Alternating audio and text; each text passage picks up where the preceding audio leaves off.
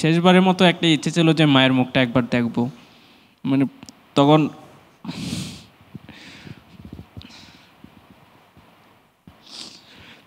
আমি ভাবছিলাম যদি মরার আগেও ওই সময় যদি আম্মুর মুখটা একটু দেখতে পারতাম, অন্তত পক্ষে শান্তি পেতাম একটু। বিল্ডিংয়ের দেওয়ালগুলো যে ছিদ্র করে, ওই দেওয়ালগুলো ছিদ্র করার যে ড্রিল মেশিনটা ইউজ করা হয়, সেই ড্রিল মেশিনটা আমার হাঁটুর নিচে এই হাড়টা ফুটো করার জন্য ওরা ইউজ করে, কোনো ধরনের এনতেসিয়া দেয় না।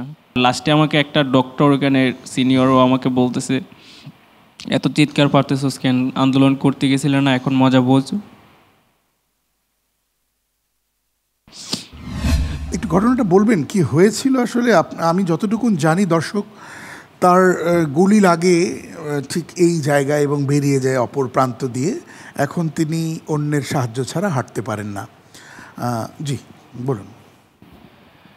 আমাদের এই জুলাই আগস্ট আন্দোলনটা প্রথমে শুরু হয় সোশ্যাল মিডিয়া থেকে। জোনে আমরা সবাই আমরা যে বৈষম্যের শিকার, নানাভাবে আমাদের চাকরির দিকে গেলে দেখা যায় 60%, অনেক জায়গায় 80%, 90% পর্যন্ত কোটা যারা আছে তারাই নেই, যেখানে সাধারণ শিক্ষার্থী 10% বা 20% এমন একটা সংখ্যা সাধারণ শিক্ষার্থী নেই। যেখানে আপনার 18 কোটি মানুষের মধ্যে 20 লাখ 50 লাখ কোটাধারী মানুষ, সেখানে 17.5 কোটি মানুষই হচ্ছে আপনার তারা সাধারণ মানুষ। এই সাধারণ মানুষ থেকে 10% নেই, আর সেখান থেকে দেখা যাচ্ছে যে 80%, 70%, 60% কোটাধারী নেই।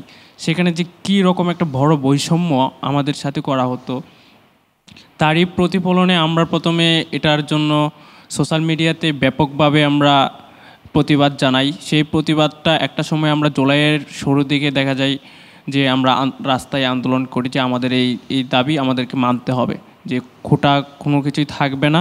যদি মুক্তিযোদ্ধা। আপনি কিভাবে অনুপ্রাণিত হয়েছিলেন?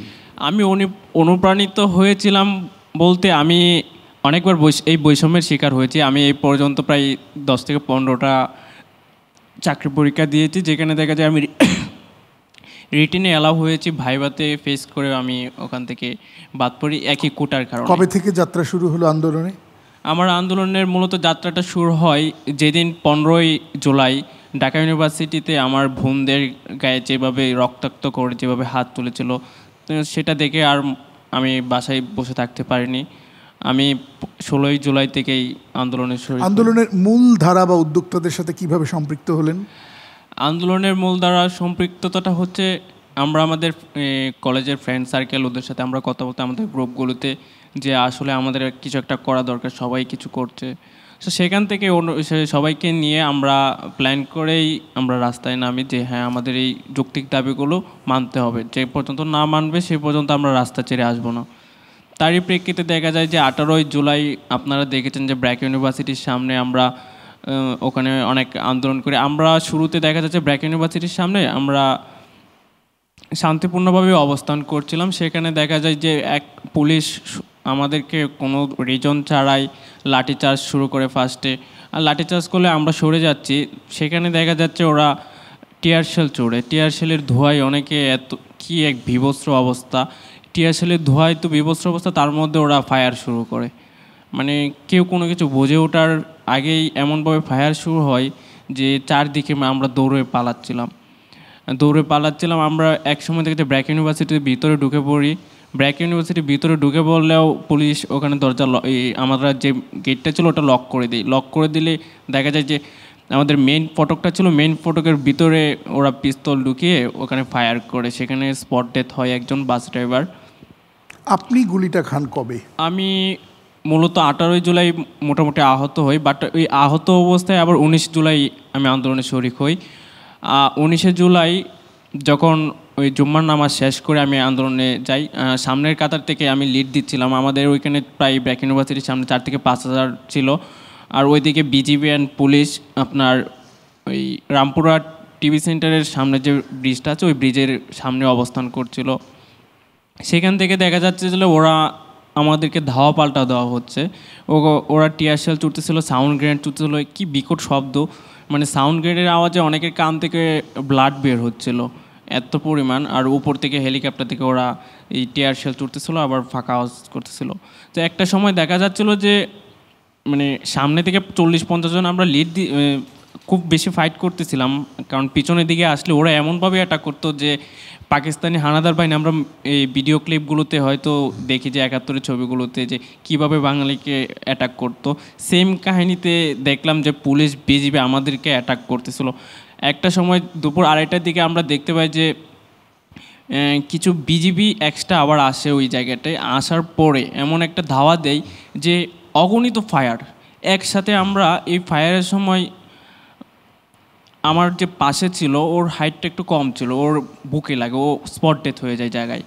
ওই স্পট ডেথ হয়ে যাওয়ার পরে দ্বিতীয় সেকেন্ড ফায়ারটা আমার শরীরে লাগে, আমার কোমরের নিচে বাম পায়ের ফিমারের উপরে অংশে লাগে। 19 তারিখের ঘটনা? হ্যাঁ, 19শে জুলাই। কটার দিকে? দুপুর 2:30টায়।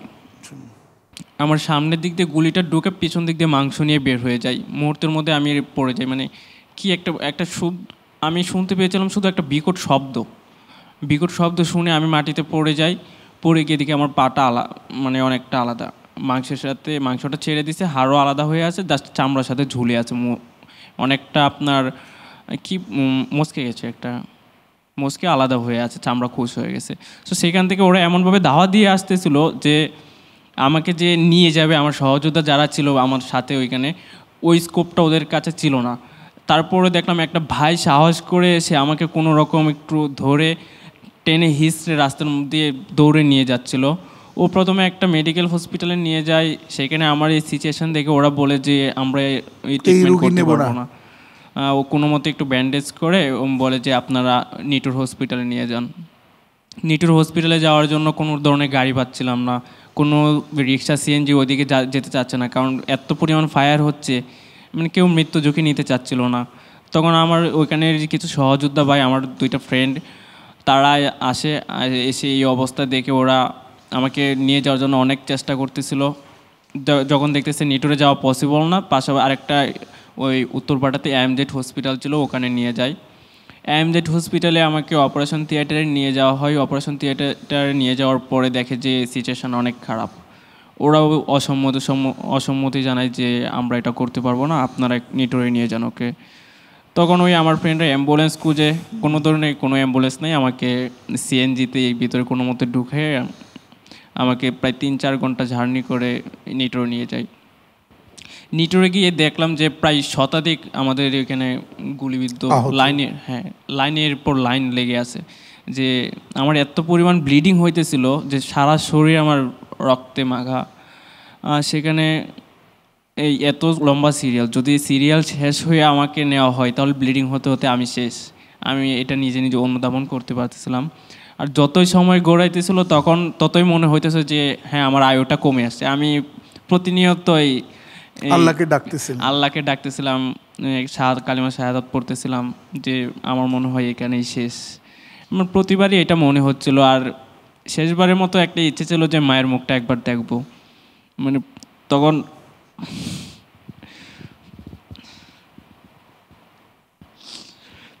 আমি ভাবছিলাম যদি মরার আগেও ওই সময় যদি আম্মুর মুখটা একটু দেখতে পারতাম, অন্তত পক্ষে শান্তি পেতাম একটু। ওই সময় ওখান থেকে আমাকে কোনো মতে অবস্থা ক্রিটিক্যাল দেখে কয়েকজনকে বলে আমাকে অপারেশন থিয়েটারে নিয়ে যাওয়া হয়। অপারেশন থিয়েটারে নিয়ে যাওয়ার পর ট্রলি থেকে আমাকে অপারেশনের সিটে রাখা হয়। ওখানে আবার ডাক্তারের এক বর্বরতার শিকার হই। যখন শুনতে পাই আমি ছাত্র, আমাকে অপারেশনের যে বেড আছে বেডে শোয়ানোর পরে আমাকে কোনো ধরনের অবশ করে অ্যানথেসিয়া দেয় নাই।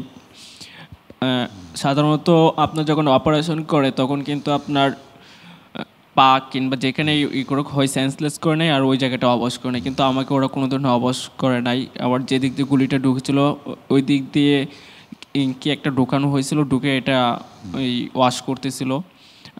আমি ওনাকে রিকোয়েস্ট করতেছিলাম যেন এটা একটু আমাকে অবশ করে নেয়, আমি সহ্য করতে পারতেছিলাম না, এমনি তো অনেকটা সেন্সলেস অবস্থা। দ্বিতীয়ত দেখা যাচ্ছে যে আমার এটা ওয়াশ করা শেষ হলে আমার হাঁটুর নিচে যে হাড়টা আছে এই হাড়ে ওটা তারা ড্রিল মেশিন, সাধারণত দেখা যায় যে বিল্ডিংয়ের দেওয়ালগুলো যে ছিদ্র করে ওই দেওয়ালগুলো ছিদ্র করার যে ড্রিল মেশিনটা ইউজ করা হয়, সেই ড্রিল মেশিনটা আমার হাঁটুর নিচে এই হাড়টা ফুটো করার জন্য ওরা ইউজ করে, কোনো ধরনের এনথেসিয়া দেয় না। কোনো ধরনের অবশ ছাড়াই আমার এই সাধারণ যে অবস্থায় আছে সেম অবস্থার মধ্যে দিয়ে ওরা আমার এই হাড়টা ফুটো করে। ওই হাড়টা ফুটো প্রথমে যখন একটু টাচ করে তখনই অনেক জোরে চিৎকার মেরে উঠি। তখন আমার হাত দুইটা ধরে বুকের উপর দুইটা ডাক্তার চাইপা ধরে, ওই চাইপা ধরে রাখে আর একজন নিচে দিয়ে আমার হাড়টা ফুটো করে। মানে এত পরিমাণ রিকোয়েস্ট, ওদের পাপ পর্যন্ত আমি ধরতে যাচ্ছি যে আমি আর সহ্য করতে পারতেছি না, আমাকে কোনো মতো একটু এনতেশিয়া দেন।